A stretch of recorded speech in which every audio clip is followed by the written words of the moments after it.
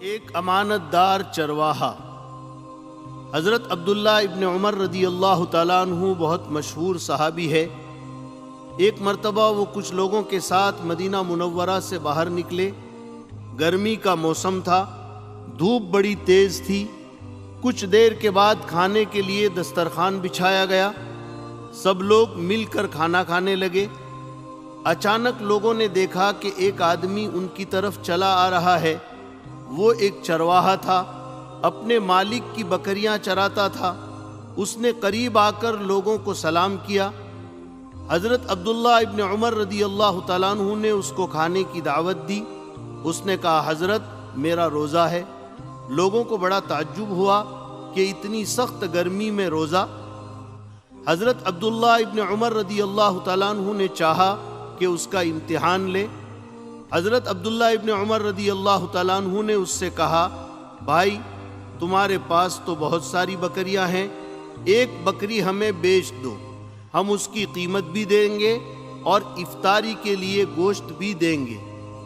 اس چرواہے نے یہ سن کر کہا، حضرت یہ بکریاں میری نہیں ہیں، میرے مالک کی ہے، میں تو ایک چرواہا ہوں، میں یہ بکری کیسے دے سکتا ہوں؟ حضرت عبداللہ ابن عمر رضی اللہ تعالیٰ عنہ نے کہا، بھائی اتنی ساری بکریوں میں ایک بکری دینے سے کیا کمی ہو جائے گی؟ اپنے مالک سے کوئی بہانہ بنا لینا۔ جب اس چرواہے نے یہ بات سنی تو اس نے کہا، حضرت اگرچہ میرے مالک کو پتہ نہیں چلے گا، لیکن اللہ تو دیکھ رہا ہے، اسے تو پتہ چل رہا ہے، میں اللہ کو کیا جواب دوں گا؟ چرواہے کی یہ بات سن کر حضرت عبداللہ ابن عمر رضی اللہ تعالیٰ عنہ بہت خوش ہوئے۔ اتنے خوش ہوئے کہ مدینہ منورہ پہنچ کر اس چرواہے کے مالک سے اس کی ساری بکریاں خرید لی اور خود چرواہے کو بھی خرید لیا۔ پھر چرواہے کو آزاد کر کے ساری بکریاں اس کو دے دی۔ بزرگوں، ہم کو بھی اگر ہمارے ماں باپ یا کوئی دوسرا آدمی کوئی چیز رکھنے کے لیے دے تو وہ ہمارے پاس امانت ہے۔